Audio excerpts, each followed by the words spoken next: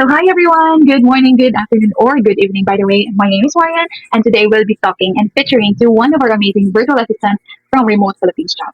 So, let's learn more about her story, her journey, and her experience in the company. So, please welcome Miss Russell Joyce Castillo. Hi, Miss Russell. Hi, And good afternoon. How are you good doing so far? afternoon.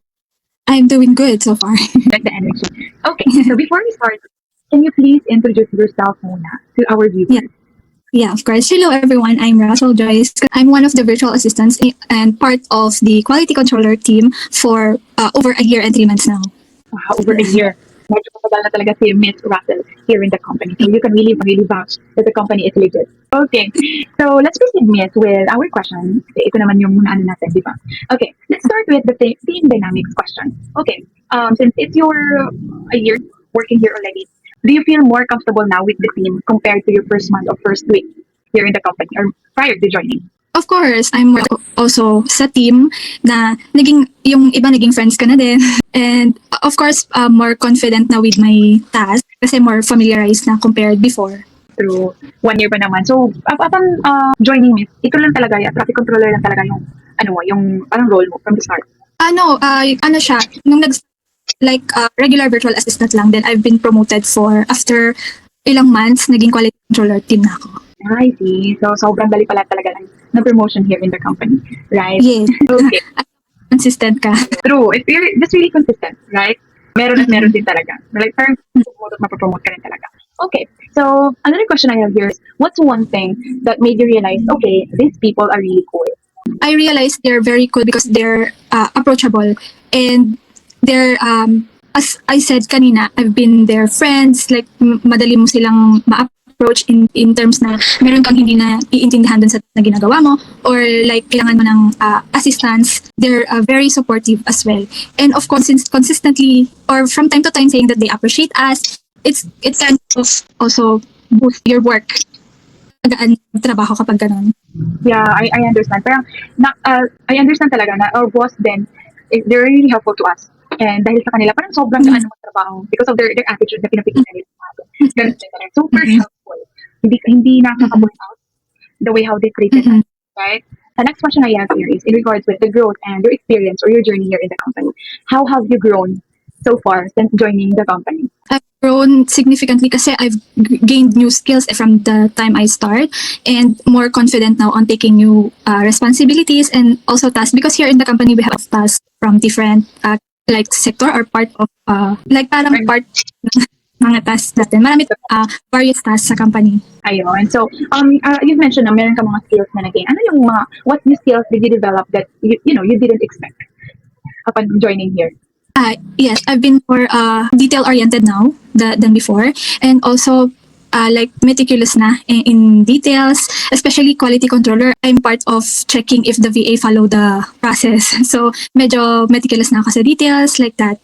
Okay. Ayun. At meron everyday, we can learn everyday talaga. No? Like, Yeah. parang learning is a lifelong process talaga. Everyday meron tayong matututunan. And what's been your proudest moment working here so far? My proudest moment working in the company so far is, of course, when the time the company trusts me to promote on another position rather than just being a regular VA. So, promote nila ako after a month to quality controller team because they trust in me. And yun yung proudest moment so far. Yun naman pala. Yun nga, di ba? Minsan, the way how they treat us or our bosses treat us, well, parang nagbibigay din ng motivation sa atin to do more. Di ba? Kapag, for example, ganyan, pinupromote tayo. Pero nakasabi lang tayo, ginawa ko lang naman yung work ko. I received something like this. Ganun. So, congratulations. That's one thing, Russell. Question I have here, Miss. How has this experience changed your perspective on remote work?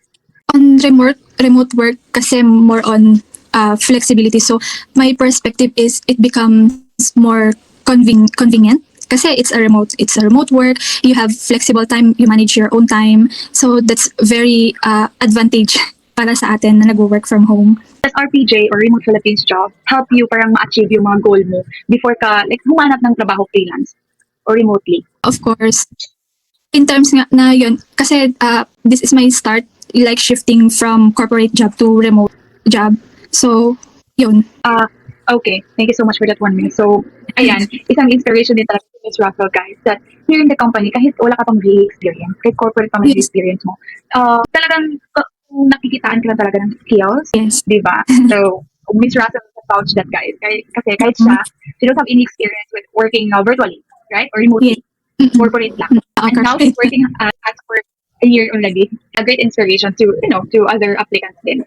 And the next question I have here, Miss, what's something that you can do now that you couldn't do on day one? Something that I can do my day one. Of course, I'm being confident now rather than on my first day kasi syempre kinakabahan pa ako, all new information. I'm not very familiar with the task, yung mga ganong bagay. So, but now I'm fast working now than before. And yun nga, confident na ako na ginagawa ko rather than on day one. Yes, true. At first, parang, ano pa lang talaga, ginagawa natin yung job. Minsan, kaya ko ba to? Hindi ko na patatanong tayo agad yan. Kaya ko ba to? But then, in the long run, parang nasasanay na lang din talaga tayo sa task. Before, during day one, we'll log in. Like, pero ngayon, parang okay, a minute na lang. Saan pa maglalog in? Diba? Okay, next question I have here, Miss. Thank you so much for that, Tommy. Next question I have here is, what's one thing that you didn't expect to enjoy about remote work? What's something I didn't expect enjoying in working here in the company is, can I say the building of friendship also, my other team. Kasi we have positive environment kasi, and we approach everyone as a friend. And of course, on our team, our quality controller team, we are very confident in asking questions to each other. So parang naging friends na kami. And it kind of enjoy also na looking forward to talk to other VAs again. Ganon. Yun din yung ano ko, kasi I thought remote work parang isolated lang tayo eh. Meron ka palang Here, mag-build. even though we are just working remotely, we're able to talk to other teammates, ganon. So, yun din yung hindi ko na-expect now, something like that, even though we are working remotely. And lalo na here in the company, as you mentioned, very positive environment. Okay. Next question I have here is, what's your most memorable moment? Since What's my memorable moment when joining the company is, I'll be honest, when I got a salary increase and promoting. yun naman talaga. Kasi yun naman talaga yung reason natin sa paghahanap ng trabaho, di ba? Yun. I think sa akin, siguro, yun din yung memorable ko. Di ba? Oo nga. Siyempre, hindi mo makalimutan yung time na yun. Kasi parang nag-reflect siya kung ano yung mga ginagawa natin or how we handle the situation. Parang ganun. Okay. Ayan. We're hoping also, guys, that you will experience those memorable experience or memorable moment. Yeah. So next question, Miss. What's one word that best describes your experience here and why? My experience in one year is growth, because life and my career grow significantly. Kasi yun nga, I've gained a lot of new skills.